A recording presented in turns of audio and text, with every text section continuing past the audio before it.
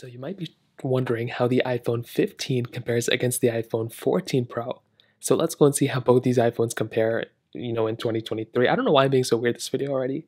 Now, the iPhone 15 came out just a couple weeks ago. The iPhone 14 Pro was last year's $1,000 phone. So it's interesting how both of these phones are going to kind of compare. If you want to pick up either one of these phones, links will be down in the description. You can get them from there. You can help support the channel at the same time. Now, starting off with the outside, the iPhone 14 Pro, which again came out last year, on the front had a 6.1-inch Super Retina Extra OLED display, and it was a very good display, and it was a very good panel. I like this phone a lot. I still think it looks and holds up very, very well in so many different ways. You have that dynamic island, but you also have ProMotion, which is 120 Hz. That is a really good advantage for this type of phone, and that in and of itself makes this phone, in my opinion, that much better of a deal because you are getting that type of ProMotion technology. With the iPhone 15, on the other hand, this phone has a 6.1-inch display, Super Retina XDR OLED, basically almost the same thing as the 14 Pro, when you kind of think about it. You have that dynamic island at the very top, but you are only getting 60 Hz here. Now, 60 Hz is still fine. I'm sure people are still okay with it, but it is really nice to have ProMotion at 120 Hz, and that is something that I really, really do like on the 14 Pro. So beyond both, the 14 Pro definitely is the better display for sure. In terms of the build quality, I would probably argue that the 14 Pro is the better built one as well. The thing is that I've seen a lot of drop tests of the 15. It doesn't look great, to be honest, in terms of the durability. But even beyond that, I feel like the 14 Pro feels like the more expensive phone. But I really do like how the 15 has this kind of like curved glass to it. It feels very, very nice. They both will have no SIM card trace, which is very funny. On the bottom, though, very interesting. You probably already know this, stop me if you've heard this before. You have a Lightning port on the iPhone 14 Pro, but you have USB-C on the iPhone 15. That is actually really nice. USB-C right now is still in its infancy on iPhone, so like if you want, it's not really that ginormous of a difference right now, but I feel like in the future it will start changing, and it's a very nice thing to have. If you already have USB-C everything, then you might as well just switch to the iPhone 15 because it's a very, very nice feature. On the back, a little bit of a different setup here as well. So the iPhone 14 Pro, we have a triple camera setup with that LiDAR sensor. The iPhone 15, we have a dual camera setup. Both have frosted glass backs this year, which is very nice, and they both feel almost exactly the same. I thought Apple was going to put like a cheaper type of frosted glass back, but from what I can feel, they feel almost identically the same. Like I can't tell the difference at all. Both have wireless charging, MagSafe capability here, IP certification, lots and lots of overlap between these two. But I will tell you, the one I prefer in terms of the body is the iPhone 14 Pro. I like how the 15 has USB-C, but other than that, I would tell you the 14 Pro is probably the one that is the better one. Better cameras, feels more expensive. It is more expensive probably. The ProMotion display, things like that are very nice. But the iPhone 15 still holds up kind of okay. Now, in terms of the overall software and longevity, this is where things are a little interesting because the iPhone 14 Pro has the same chipset as the iPhone 15 internally. They have the exact same chipset inside. So why is that even important? Well, because if you're talking about software longevity, there is a chance Apple switched up their software in order for them to go ahead and match these two in terms of how long they're going to last. So the Pro models of this year will last as long as the base models of next year. So the Pro models of last year will also basically last as long as the base models of this year. I think that's how Apple's going to start doing it.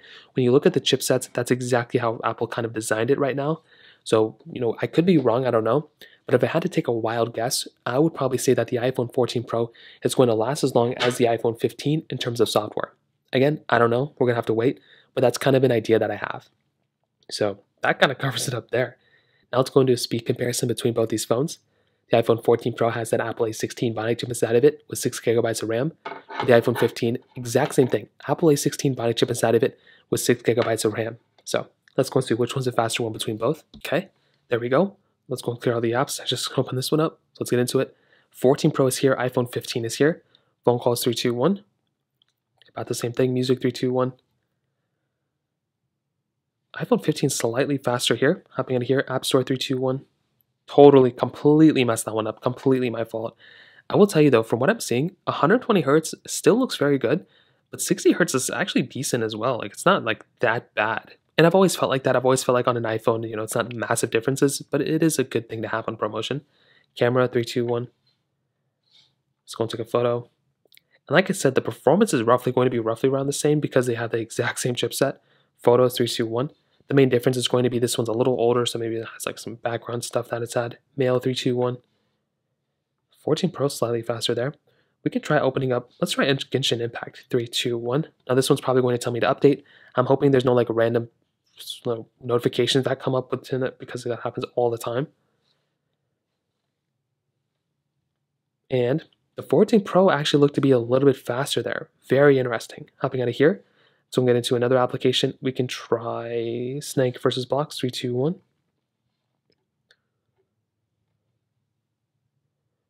Okay, kind of the same thing, so not that big of a difference here either. Getting into some gameplay, let's see if there's any difference here, which I don't think there's going to be. Hopping out of here, let's go and try Netflix. 3, 2, 1. Okay, perfect. Hopping out of here. Thank you. 3, 2, 1.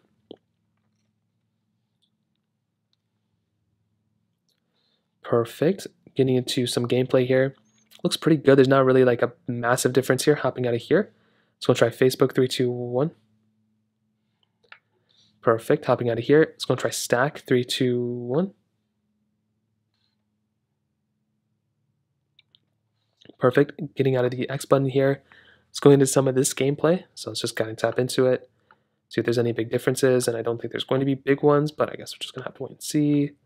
And I mean, there's going to be just roughly around the same thing. It's kind of addicting playing that game. Temple Run 2, 3, 2, 1.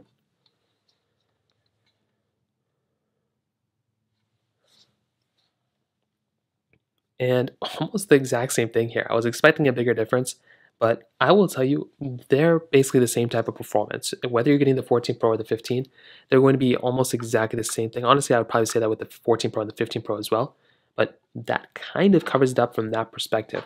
Now, in terms of the camera quality on the outside, you are definitely getting, like I said, a better camera in my opinion on the iPhone 14 Pro. You're getting a wide and ultra-wide camera on the iPhone 15, 14 Pro wide, ultra-wide, and telephoto lens. So a slightly better lens on the iPhone 14 Pro, and you're getting a LiDAR sensor, which is kind of nice to have. Now the 14 Pro, you're getting 4K at 60 on the front and the back, same thing as the iPhone 15.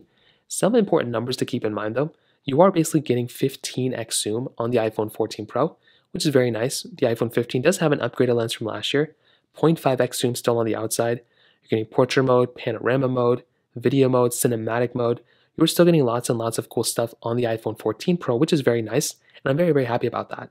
With the iPhone 15, this is definitely a good camera. It's not better than the 14 Pro, but it's still a solid lens for sure. You know, you're still maintaining a lot of things. You're getting 10x zoom here, so not that big of a difference this year. Still an upgrade from last year from the 14, but you're getting 10x zoom here, 0.5x zoom this time around. You're getting video mode, cinematic mode, and slow mode.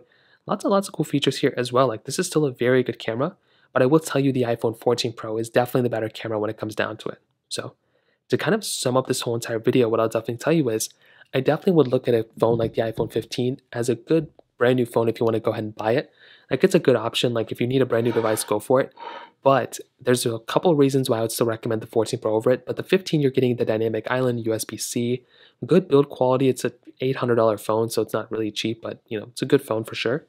The 14 Pro I think is the better one. I mean, you're getting a better build quality. You're getting still the dynamic island on both. You're getting lightning, which may be a feature, may not be a feature depending on which way you look at it. I would say better build quality. Like it feels definitely more premium and more expensive in the hand. And this phone is probably around the same price as this phone in the used market, if not maybe a little bit cheaper. So the choice is yours, but that's kind of how I see both of these phones kind of holding up from that specific perspective. So that pretty much covers it up there. If you have any other thoughts or questions, let me know in the comment section below. Hit the like button, that'll mean so much, but definitely hit that subscribe button. More importantly than everything else, I love every single one of you guys. Hopefully I'll catch you guys in the next video. Peace out till then.